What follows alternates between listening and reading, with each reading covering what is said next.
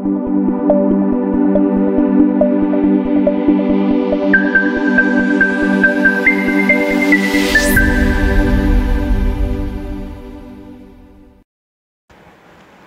Students, कैसे हैं आप सभी लोग। उम्मीद करता हूं आप सभी लोग अच्छे होंगे, स्वस्थ होंगे, मस्त होंगे। आज हम लोग क्लास 12 चैप्टर नंबर 2 स्टार्ट करने वाले हैं।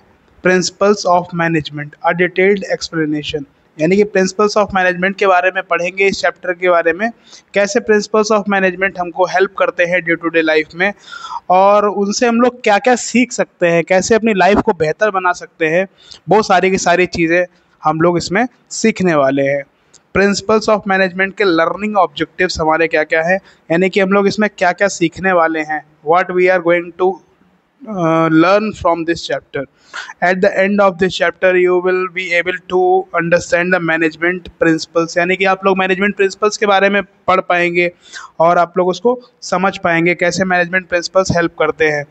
टेलर साहब ने क्या कहा है साइंटिफिक मैनेजमेंट के बारे में, और अपनी टेक्निक्स के बारे में क्या क्या बताया। How the techniques are helping the managers to, मतलब अपना जो है क्या नाम काम कैसे करवाने में मदद करता है। ओके। और फ्योल साहब जो है एडमिनिस्ट्रेटिव प्रिंसिपल्स उनके कैसे उनके वर्क करते हैं, इसमें हम लोग यही सीखने वाले हैं।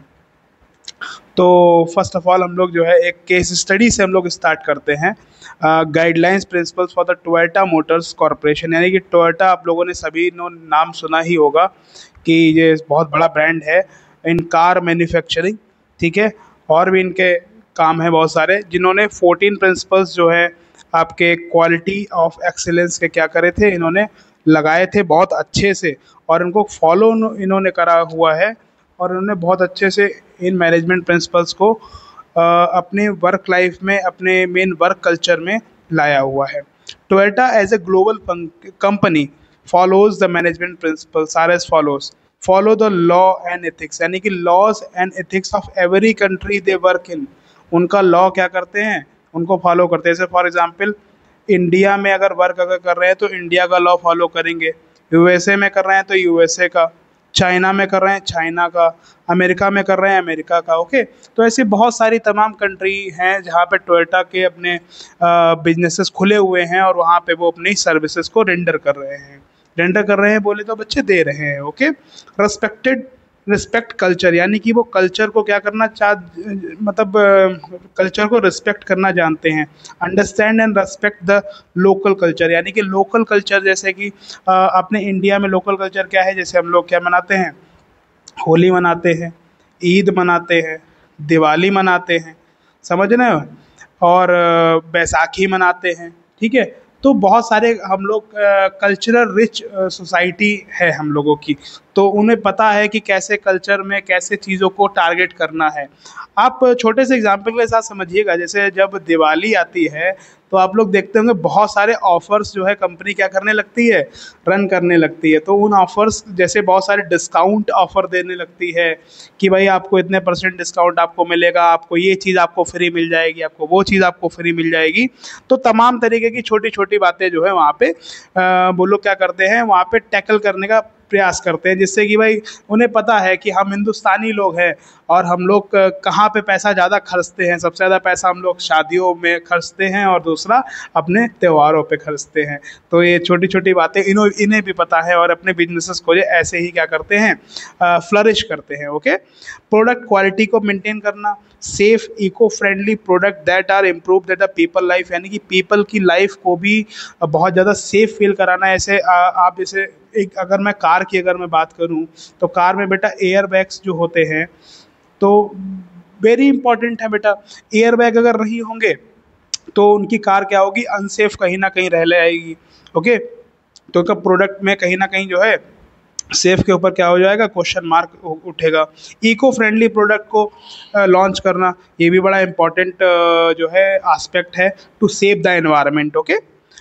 तो ये आप लोगों ने समझ लिया। Innovation, how the innovation help the company to develop the better technology, यानी कि इनोवेशन कैसे करना है, कैसे टेक्नोलॉजी को मतलब इनकॉर्पोरेट करना है। जैसे कोई नई नई टेक्नोलॉजी आई, फॉर एग्जांपल कोई एक ऐसी टेक्नोलॉजी है, जैसे मैं एग्जांपल मैं आपको एक एग्जांपल के साथ में समझाता हूँ कि वो आराम से वो क्या करती है, माउंटेन के ऊपर भी क्या होती है, वो चढ़ सकती है इनकी कार मस्त आराम से। प्लेन्स में तो चलेगी ही चलेगी सर, माउंटेन में भी चलेगी, तो हिली एरियाज में भी चलेगी। तो ये उनकी पेटेंट, उनकी टेक्नोलॉजी, उन्होंने क्या करा, रिसर्च उन्होंने करा, R&D उन्होंने करा, प्रोडक्ट की क्वालिटी उन्होंने क्या करी, डेवलप करी, और वहाँ पे क्या करा, इको फ्रेंडली इनोवेशन उन्होंने करके सारी की सारी टेक्नोलॉजी को डेवलप करा। And develop a team work and build the trust and corporation, यानी कि ट्रस्ट और कॉर्पोरेशन के साथ क्या करा इन लोगों ने, हेल्प इन लोगों ने करा between the worker and the manager, यानी कि वर्कर और मैनेजर कैसे अच्छे से काम करें, कैसे अच्छे से रहें साथ में बिना किसी कॉन्फ्लिक्ट के, इसके ऊपर भी इन लोगों ने बहुत अच्छे से काम करा। Growth, how they will grow the society using for responsible for management, यानी कि मैनेजमेंट जो है कहीं ना कहीं हर एस्पेक्ट के लिए क्या होता है बच्चे, रिस्पॉन्सिबल होता है। तो उस रिस्पॉन्सिबिलिटी को बहुत अच्छे से निभाया है टोयोटा कंपनी ने।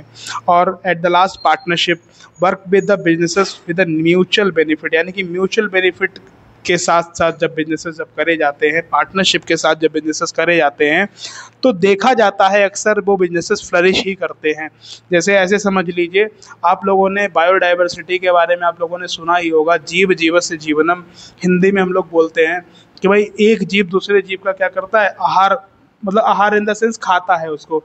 ऐसे आप समझिए, जैसे ग्रास हॉपर हो गया, ग्रास हॉपर को कौन खाता है बेटा, ग्रास हॉपर को खाता है रैट, रैट को स्नेक खाता है, स्नेक को कौन खाता है, पीकॉक खाता है। तो इस हिसाब से क्या हो जाता है, वो सब चीज़ें जो है ना, ग्रास हॉपर क्या किसको खाता है, ग्रास हॉपर ग्रास को खाता है। तो ये क्या है, ये बेटा ये एक तरीके का इकोसिस्टम है जो कि हमारा वर्क करता है, एक दूसरे पे डिपेंडेंसी रहती है हम लोगों की। जैसे कि आप ऐसे समझ लो, बिजनेसेस के अगर पॉइंट आउट से अगर मैं समझाऊँ आपको, तो आप ऐसे समझ लो, जो बड़ा मैन्युफैक्चरर जो होता है, बड़ा मैन्युफैक्चरर किन पे डिपेंडेंट होता है, जो छोटे छोटे जो रिटेलर्स, सॉरी, जो छोटे छोटे जो मतलब चीज़ को स्टॉकिस्ट जो होते हैं, स्टॉकिस्ट क्या करते हैं, चीज़ों को स्टॉक करते हैं, मतलब जो उन्होंने मैन्युफैक्चरिंग करा उन्होंने क्या कर लिया, स्टॉक उन्होंने कर लिया। अब स्टॉकिस्ट क्या करता है, रिटेलर्स को देता है। रिटेलर्स क्या करता है, रिटेलर्स छोटी छोटी अमाउंट में आते हैं, और रिटेलर्स क्या करते हैं, अपने कंज्यूमर्स को देते हैं। तो पार्टनरशिप ही तो है एक तरीके से। मतलब अगर मैं कहूँ टेक्निकलिटी में, ज़्यादा लॉ में ना घुसते हुए अगर मैं बोलूँ, लेमैन लैंग्वेज में बोलूँ, तो this is just like in partnership, यानी कि एक दूसरे का हम साथ के ही साथ आगे बढ़ सकते हैं। ये तो बात आपने बचपन में अपने माँ बाप से भी सीखी होगी, अपने मतलब माता पिता से भी आपने सीखी होगी कि भाई एक दूसरे के साथ ही जीवन आगे बढ़ता है।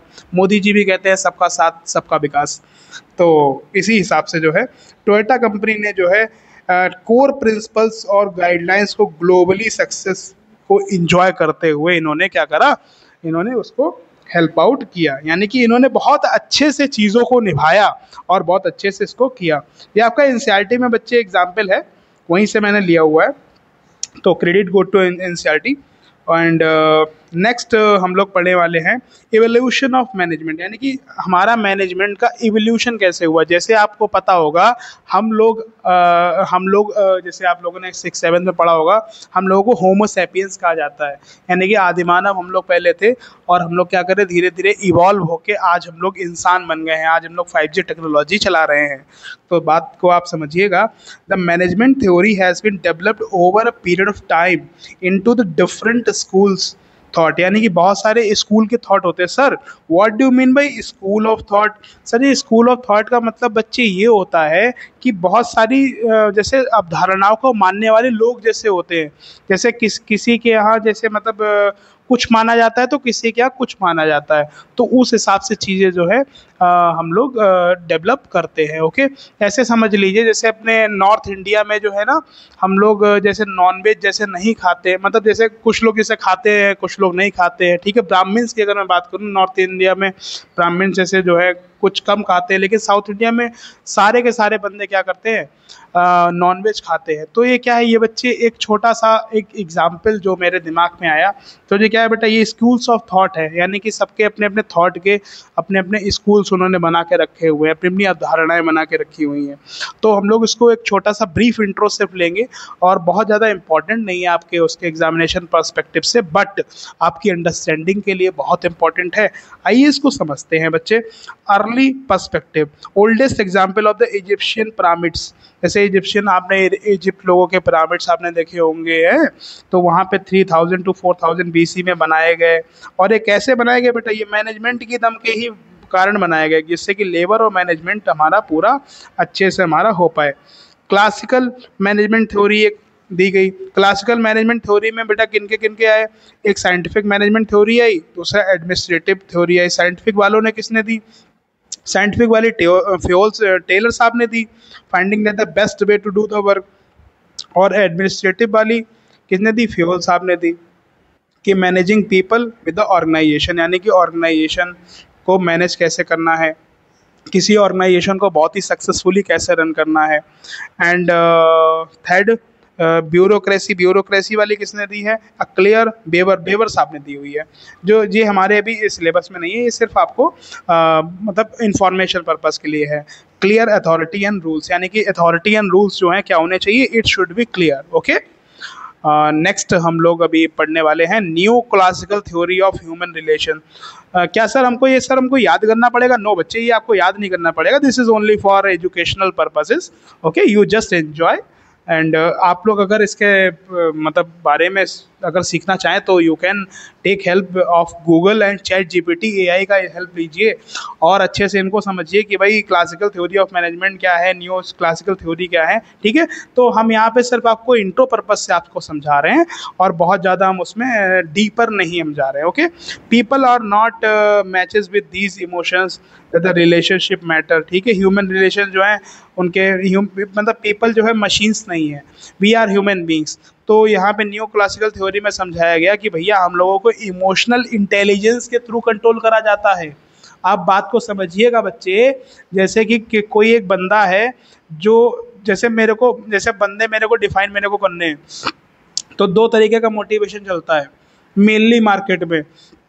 एक तो चलता है क्या कहते हैं नॉन मॉनिटरी मोटिवेशन और एक मॉनिटरी मोटिवेशन। मॉनिटरी मोटिवेशन में पैसा भाई बढ़ा दो, प्रमोशन कर दो, पद प्रतिष्ठा बढ़ा दो, चीज़ें जो है मतलब सैलरी बढ़ा दो, इन शॉर्ट अगर मैं कहूँ तो वो लोग मोटिवेटेड फील होके और अच्छा काम करने लगते हैं। और जो आपके जो नॉन मॉनिटरी वाले होते हैं, जिनको मतलब पैसे रुपए से मतलब नहीं होता, उन्हें सिर्फ पद प्रतिष्ठा से मतलब होता है, तो उनका क्या कर देते हैं, उनका हम लोग प्रमोशन कर देते हैं।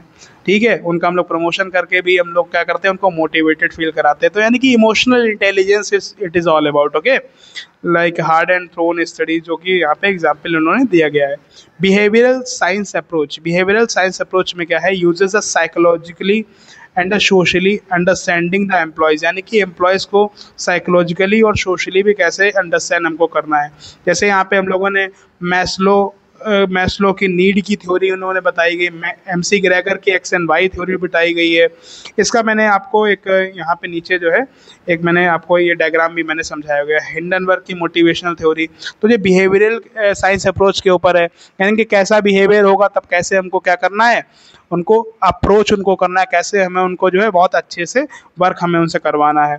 जैसे एक्स एंड वाई थ्योरी में क्या है, मैनेजमेंट है, मैनेजमेंट स्टॉक को क्या करता है, अथॉरिटेरियन ग्राउंड्स के ऊपर जो है रिप्रेजेंटेट करता है, टाइट कंट्रोल लगता है, कोई डेवलपमेंट। ठीक है, तो जो एक्स थ्योरी में बताया गया। वाई थ्योरी में क्या है, थोड़ा सा लिबरल थोड़ा सा हो जाते हैं और वहाँ पे liberating that the development and control and achieving that the continuous improvement between enabling and empowering the given responsibility, यानी कि उनकी जो गिवन रिस्पॉन्सिबिलिटीज़ जो दी गई हैं उनको एम्पावर करते हैं, कैसे चीज़ों को अच्छे से करना है, वो सारी की सारी चीज़ें यहाँ पे समझाई गई हैं। एक्स वाई थ्योरी जो है थोड़ी सी लिबरल है, एक्स थ्योरी थोड़ी सी हार्ड है, अथॉरिटेरियन है। ओके, फिर management as an science operation research use of math data analysis for the decision making. Management जो है हम लोग क्या करते हैं, डाटा का इस्तेमाल करके चीज़ें अच्छे से मतलब उनको एनालाइज हम लोग उनको करते हैं। मॉडर्न मैनेजमेंट कैसा है, ये कॉम्प्लेक्स है काफ़ी। That the management different for the different situation and it is a contingency in theory, यानी कि मॉडर्न मैनेजमेंट जो है बहुत सारा कॉम्प्लेक्स है, और कॉम्प्लेक्स होने की वजह से हम लोग इनको जो है क्या करते हैं, कंटीजेंट रहता है। कंटीजेंट का मतलब कि ये मतलब बिल्कुल भी हार्ड एंड फास्ट नहीं है कि हमने अगर किसी बंदे की सैलरी बढ़ाई वो अच्छा ही वो काम करेगा, मतलब समझ रहे हो बात को। कुछ कोई कोई बच्चे ऐसे नकारे बंदे होते हैं ना, वो काम ही नहीं करना चाहते, उनकी सैलरी भी आप बढ़ा दो, उनका प्रमोशन भी आप कर दो, सब कुछ उनका कर दो, जब तक वो लात नहीं, जब तक वो खाते तब तक वो काम नहीं करते, तो वो लातों के भूत होते हैं, ठीक है। तो वहाँ पे बेटा ना क्या है, कंटिजेंसी है बच्चे, हो भी सकता है सर, नहीं भी हो सकता है सर, ओके। तो आई थिंक ये आपको क्लियर आपको हो गया होगा। अब हम लोग प्रिंसिपल्स ऑफ मैनेजमेंट की तरफ चलते हैं बच्चे। Sir what do mean bye principles of management, यानी कि प्रिंसिपल ऑफ मैनेजमेंट से सर आप क्या समझते हो, हैं? Principles of management the concept, यानी कि कॉन्सेप्ट के अगर हम लोग बात अगर करें तो प्रिंसिपल्स ऑफ मैनेजमेंट हैं क्या। अभी हम लोगों ने क्या पढ़ा, अभी हम लोगों ने पढ़ा कि भैया कौन कौन से मोटिवेशनल प्रिंसिपल्स हैं, यानी कि इवोल्यूशन कैसे हुआ मैनेजमेंट का। फिर हम लोगों ने एक एग्जाम्पल के थ्रू पढ़ा कि भैया टोयोटा ने कैसे 14 प्रिंसिपल्स को गाइडलाइन करा, ओके। और फिर अब हम लोग पढ़ने वाले हैं कि भाई प्रिंसिपल का क्या है, कॉन्सेप्ट क्या है बच्चे। कॉन्सेप्ट आप समझिएगा बात को, management principles are the general guidelines that help manager to take decision. ये कैसी गाइडलाइंस है बेटा, ये हमारी जर्नल गाइडलाइंस है, यानी कि मैनेजमेंट जो है हमारा बहुत अच्छे से हेल्प कर सकता है, यानी कि जर्नल गाइडलाइंस है, बहुत अच्छे से जो है मैनेजमेंट हमारा क्या करेगा, डिसीजन लेने में हेल्प करता है। नॉट अ साइंटिफिक लॉज, यानी कि साइंटिफिक लॉज नहीं है, दे आर फ्लेक्सिबल, यानी कि ये अपने हिसाब से तोड़ मरोड़ जाए, मतलब इनको हम लोग क्या कर सकते हैं, चेंजेस हम इनमें कर सकते हैं। They deal with human behaviour, यानी कि ह्यूमन बिहेवियर के साथ ये क्या करते हैं, डीलिंग करते हैं। Difference between that the principle जो है क्या होते हैं, ब्रॉडर ट्रूथ होते हैं, टेक्निक्स होती हैं, वैल्यूज होते हैं, ठीक है। For example whether to promote someone, one manager में भी यूज सीनियोरिटी के मतलब अगर उसके बेसिस पर क्या कर सकता है, प्रमोट कर सकता है, और कोई मेरिट उसकी देख सकता है, ठीक है बच्चे। तो आई थिंक आपको प्रिंसिपल्स ऑफ मैनेजमेंट आपको समझ में आया। नाउ बच्चों हम लोग पढ़ने वाले हैं natures of principle of management, यानी कि प्रिंसिपल ऑफ मैनेजमेंट का बच्चे नेचर कैसा है, कैसे ये एक्ट करता है, ठीक है।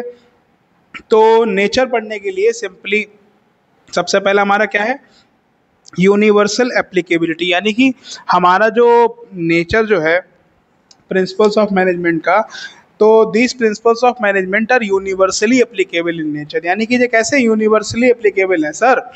आप हमको एक बात बताइए, क्या मतलब जो ऑर्गेनाइजेशन है बड़ी चाहे वो छोटी है, क्या तब वहाँ पे भी मैनेजमेंट लगेगा, हाँ बच्चे वहाँ पे भी लगेगा।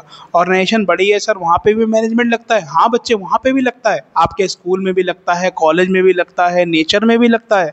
सर नेचर में कैसे लगता है भाई, अभी ऐसे समझ लो, अभी गर्मी अभी हो रही है, फिर बारिश होगी, फिर क्या होगी, ठंड होगी, फिर क्या होगा, स्प्रिंग सीजन आएगा, फिर क्या होगा, फिर से गर्मी होगी। तो ये क्या है बच्चे, ये भी तो एक नेचर का ही पार्ट है, ये भी तो एक मैनेजमेंट का ही पार्ट है। तो ये क्या है बेटा, यूनिवर्सली एप्लीकेबल होता है। और इसमें मैं बड़ा एक अच्छा सा शब्द मैं कहता हूँ, यत्र तत्र सर्वत्र, यानी कि मैनेजमेंट कैसा है बेटा, हमेशा हर जगह लगने वाला है। कैसा है, यत्र तत्र सर्वत्र, यानी कि यहाँ भी वहाँ भी और हर जगह मैनेजमेंट क्या लगता है बेटा, हमारा वर्क हमारा करता है, ठीक है। और मैनेजमेंट प्रिंसिपल कैसा होता है बेटा, फ्लेक्सिबल होता है। फ्लेक्सिबल का मतलब क्या होता है सर, फ्लेक्सिबल का मतलब हम इसको अपने हिसाब से तोड़ मरोड़ सकते हैं, यानी कि जैसा बंदा वैसी बात, मतलब ऐसा अगर कोई बंदा मतलब जैसे कहते नहीं है, सैलरी हाई अगर उसकी करते हैं, सैलरी में थोड़ा सा प्रमोशन करते हैं, तो अगर उससे मानता है तो वैसे बनवा लेंगे। अगर वो कोई बंदा जो है अपना प्रमोशन करवाना चाहता है, किसी बंदे की कोई प्रॉब्लम्स है, प्रॉब्लम्स को सॉल्व करने से मैनेजमेंट अच्छा हो रहा है, यानी कि वो अपना वर्क अच्छे से कर पा रहा है, तो वैसे हम लोग चीज़ें करवा लेंगे। आप ऐसे समझिए, management principle can be applied in the different and the condition, some changes to be made with the application of the principles according to the requirement of the company, यानी कि कंपनी के बच्चे जैसी रिक्वायरमेंट है उसके हिसाब से management principles को क्या कर सकते हैं, अपने हिसाब से चेंज कर सकते हैं। ये कोई सेट ऑफ रिजिड रूल्स नहीं है, ठीक है। मतलब ऐसा नहीं है कि भैया ऐसा करेंगे तो ऐसा होगा, ऐसा करेंगे तो ऐसा होगा, मतलब उसमें कुछ भी फिक्स नहीं होता है, ओके क्लियर है। मैनेजमेंट प्रिंसिपल बेटा क्या है? जर्नल गाइडलाइंस है। Sir what do you mean by general guidelines? Management principle जो है स्टैटिक एब्सोल्यूट स्टेटमेंट नहीं होते हैं। Sir what do mean by static absolute, यानी कि इनमें जो है मतलब बिल्कुल जैसे कहते हैं हार्ड एंड फास्ट रूल नहीं होते हैं। They can be applied blindly in all the situation, यानी कि सारे की सारे सिचुएशन में जो है उनको ब्लाइंडली उनको क्या करो, फॉलो करो। अब आप ऐसे समझ लो जैसे डिसिप्लिन है, डिसिप्लिन में अगर आप अपने एम्प्लॉयज़ को अगर आप रखोगे तो आप काम आप टाइमली करवा पाओगे।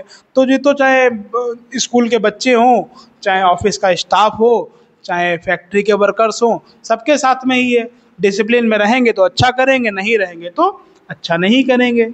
ठीक है। Applicability of management must be there the principle according to their size and nature, यानी कि साइज और नेचर के ऊपर डिपेंडेंसी रहती है थोड़ी सी कि भाई कैसे कैसे जनरल गाइडलाइंस को हमको क्या करना है, एप्लीकेबिलिटी उनकी करवानी है।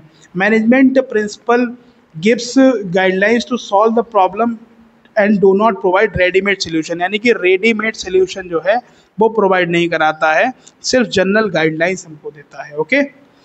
और मैनेजमेंट प्रिंसिपल्स कैसे होते हैं? बिहेवियरल इन नेचर भी होते हैं। Sir what do mean by behavioural in nature? Management principles are form to guide and influence the behaviour of employees, यानी कि एम्प्लॉयज का बिहेवियर को रेगुलेट करने में भी मैनेजमेंट प्रिंसिपल क्या करते हैं बच्चे? बहुत ज़्यादा हेल्प करते हैं।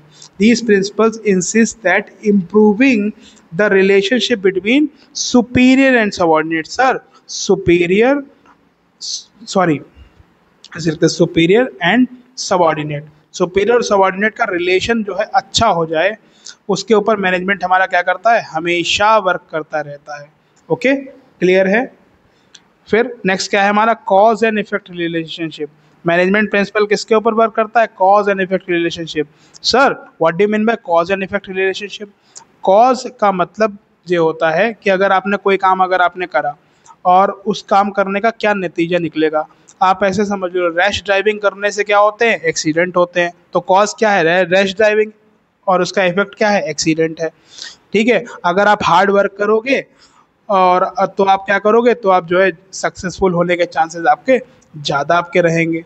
समझ रहे बात को? तो ये कॉज एंड इफेक्ट रिलेशनशिप है। ओके। तो मैनेजमेंट प्रिंसिपल्स ऐसे वर्क करते हैं।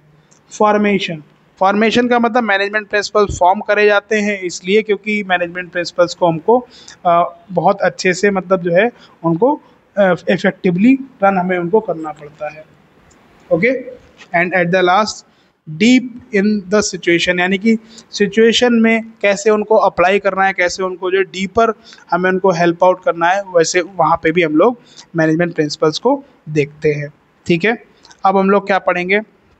अब हम लोग पढ़ेंगे बच्चे significance of principles of management. तो बच्चे आज की जो क्लास जो रहने वाली है 22 मिनट्स ऑलरेडी बीत चुके हैं, तो हम लोग सिर्फ जो है इसमें टेलर साइंटिफिक मैनेजमेंट हम लोग नेक्स्ट क्लास में हम लोग पढ़ लेंगे। We are going to complete in 2 classes. ठीक है। तो अभी हम लोग क्या कर लेंगे? अभी हम लोग इसको significance of principles of management को पढ़ते हैं, जिससे कि ज़्यादा लंबी क्लास ना हो और उसमें जो है आपका कहते नहीं कंसंट्रेशन पावर नहीं आपका लूज होना चाहिए। ओके। आइए पढ़ते हैं सिग्निफिकेंस ऑफ मैनेजमेंट, यानी कि हमको मैनेजमेंट प्रिंसिपल्स की ज़रूरत हमको क्यों पड़ती है? Why do we need, what is the importance of management principles, यानी कि इसकी क्या इंपॉर्टेंस है, इसकी क्यों ज़रूरत हमको पड़ती है। ठीक है। इसकी ज़रूरत जो है हमको बहुत ज़्यादा मतलब बहुत तरीक़ों से पड़ती है। सिर्फ सबसे पहला क्या है? प्रोवाइड अंडरस्टैंडिंग, यानी कि मैनेजमेंट प्रिंसिपल्स क्या करते हैं बेटा? अंडरस्टैंडिंग को प्रोवाइड करने में हेल्प करते हैं। Help the manager to handle the real world situation, यानी कि रियल वर्ल्ड सिचुएशन को हैंडल करने में मैनेजमेंट को जी क्या करते हैं? हेल्प करते हैं बेटा। क्लियर है? बेटर यूज़ ऑफ रिसोर्सेज, यानी कि जो हमारे पास रिसोर्सेज हैं उनका सही से इस्तेमाल हो। वेस्टेज को क्या करते हैं? वेस्टेज को कम करते हैं और मैक्सिमाइज इफ़िशेंसी करते हैं। ठीक है। Avoid wastage and maximises efficiency. अच्छा बच्चे, आप लोग जैसे इससे क्या कर सकते हो? आप लोग इससे जो है ना अपने नोट्स भी आप लोग अपने बना सकते हो। ठीक है। तो वीडियो पॉज करके आप लोग क्या कर सकते हो? नोट्स आप लोग अपने बना सकते हो। ठीक है। ये क्या है बेटा? ये सारे के सारे कीवर्ड्स लिखे हुए हैं। ठीक है। और कीवर्ड्स के थ्रू जो है आप अपने नोट्स आप अपने बनाओगे तो बहुत हेल्प आपको रहेगी इन एग्जामिनेशन, क्योंकि ये अगर आप लिख के आओगे ना तो आपका मार्क्स नहीं कटेगा। Efficiency and decision making, based on fact and guesses, यानी कि साइंटिफिक मैनेजमेंट साइंटिफिक डिसीजन के ऊपर काम करता है, फैक्ट्स के ऊपर काम करता है, ना कि गेस वर्क के ऊपर काम करता है। ठीक है। एडाप्टेशन ऑफ चेंजेस, यानी कि चेंजेस को अडाप्ट करने में भी हेल्प करता है। Flexible for the environment changes, यानी कि कैसे कैसे एनवायरनमेंट में चेंजेस आ रहे हैं, सोशल, पॉलिटिकल, लीगल। आप लोगों ने क्लास 11th में आप लोग पढ़ोगे, बहुत सारी क्लास 11th में आपने पढ़े होंगे। ठीक है। तो वो सारी की सारी चीज़ें जो है ना, एंड सोशल रिस्पॉन्सिबिलिटीज़ कैसे फुलफिल करती हैं डिफ़िकल्टीज़ को, and educational research, like BBA MBA जो है फाउंडेशन है मैनेजमेंट स्टडीज़ के। ठीक है। तो हम लोगों ने इतना हम लोगों ने कर लिया। हम लोगों ने क्या पढ़ा? सिग्निफिकेंस हम लोगों ने पढ़ा। सिग्निफिकेंस में पहला क्या पढ़ा? प्रोवाइडिंग अंडरस्टैंडिंग, यानी कि मैनेजमेंट प्रिंसिपल हमको अंडरस्टैंड करने में, चीज़ों को, सिचुएशन को समझने में, रियल वर्ल्ड सिचुएशन को समझने में हेल्प आउट करते हैं। फिर दूसरा बेटर यूजेस ऑफ रिसोर्सेज, यानी कि कोई भी रिसोर्सेज हमारा जो है बर्बाद नहीं जाना चाहिए, वो भी हमारा वहाँ पे करते हैं। साइंटिफिक डिसीजन मेकिंग करते हैं। ठीक है। फैक्ट्स के ऊपर बात होती है, गेस वर्क नहीं होता है। ठीक है। चेंजेस को अडाप्ट करने में हेल्प करते हैं, फ्लेक्सिबल एनवायरनमेंट चेंजेस करते हैं। ठीक है। सोशल रिस्पॉन्सिबिलिटीज़ को फुलफिल करने में हेल्प करते हैं, एजुकेशनल रिसर्च में हेल्प करता है। ठीक है। तो ये बहुत सारे हमारे जो है हमारे क्या हैं, इसके सिग्निफिकेंसेस हैं जिनमें हमारा मैनेजमेंट प्रिंसिपल्स हमें वर्क हमको करता है। ठीक है। तो अभी हम लोग क्या करने वाले हैं, केस स्टडीज़ को पढ़ने वाले हैं कि भाई केस स्टडीज़ कैसे इन्होंने हेल्प किया, कैसे इन लोगों ने मैनेजमेंट को यूज़ करके जो है अपने काम को बहुत बेहतर बनाया। ठीक है। तो पहला है किरण मजमूदार शाह, बायोकॉन। बायोकॉन की ये क्या है बच्चे, एक महिला है, और इन्होंने क्या करा, बायोकॉन नामक एक कंपनी के बारे में जो है इन्होंने क्या करा, फार्मास्यूटिकल कंपनी है ये, मैंने यहाँ से गूगल से मैंने यहाँ से उठाया था। Biocon is a global bio pharmaceutical company based on the India developing the affordable and innovative health care solution, यानी कि हेल्थ केयर सोल्यूशन ये कंपनी हमको प्रोवाइड कराती है। और ये इस कंपनी को इस्टेब्लिश बच्चे जो मेन जो 14 प्रिंसिपल्स जो है अपने मैनेजमेंट के, उनको ही यूज़ करके जो है क्या करा गया, इस्टेब्लिश करा गया। आज वो एमएनसी है। ओके। और ये स्टार्ट कितने से हुआ था? सिर्फ 10,000 रुपये से हुआ था। ठीक है। और कहाँ से? गैराज से स्टार्ट हुआ था।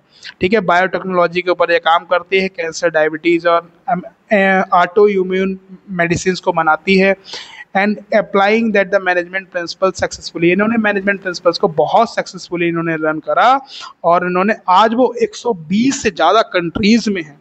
बात आप समझ पा रहे हैं? 120 कंट्रीज़, जो कि 10,000 रुपये से स्टार्ट हुई।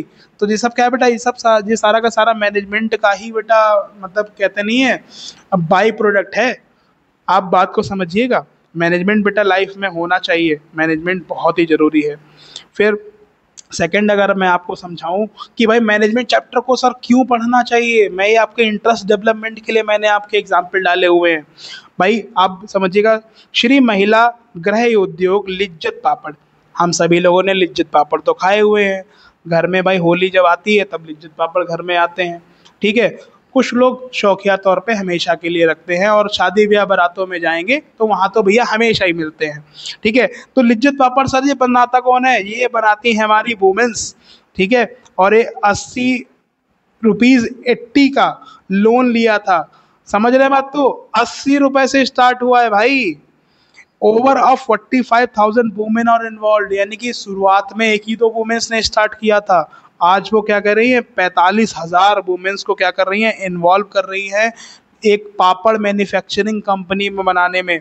It combined the businesses of the family and values of the devotion, यानी कि बिजनेसेस को फ्लरिश करने में हेल्प कर रही है, और वुमेन्स ही इसमें। बच्चे एक बात मैं आपको बता दूं, क्लियर मैं कर दूं कि भाई इसमें लिज्जत पापड़ में कोई भी मेल मेंबर नहीं है, सारी की सारी वुमेन्स हैं।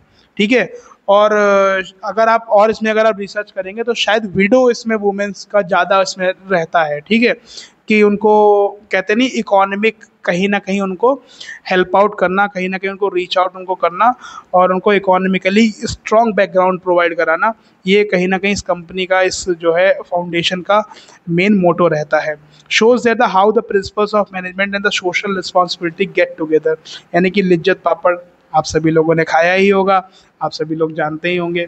ठीक है। तो बच्चे हम लोगों ने अभी 29 मिनट्स करीबन कंप्लीट होने वाले हैं हम लोगों के।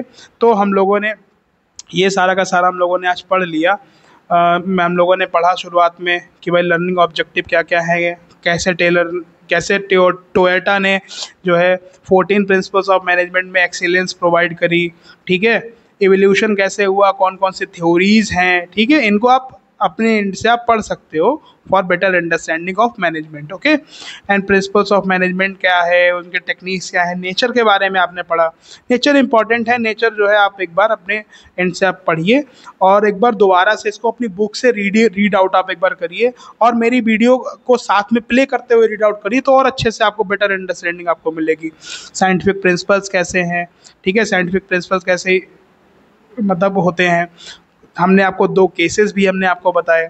अब नेक्स्ट क्लास से हम लोग क्या करेंगे, टेलर साइंटिफिक मैनेजमेंट के बारे में पढ़ेंगे। टेलर एंड फ्योल को हम लोग कंप्लीट करेंगे नेक्स्ट क्लास में, इस चैप्टर को रैप अप हम लोग कर देंगे, ठीक है। अगर आप लोग यहाँ तक अगर आप लोग आ गए हैं, बहुत अच्छा है, thank you and have a nice day.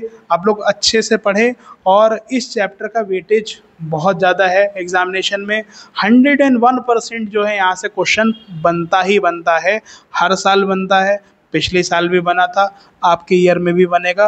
तो बच्चे प्लीज़ टेक इट सीरियसली और नेक्स्ट जो क्लास होने वाली है वो और इससे ज़्यादा इंपॉर्टेंट होने वाली है, इन्फॉर्मेटिव होने वाली है। तो बच्चे प्लीज़ अपना कंसंट्रेशन लूज़ ना करें और अच्छे से करें। Thank you and have a nice day. जय हिंद, वंदे मातरम।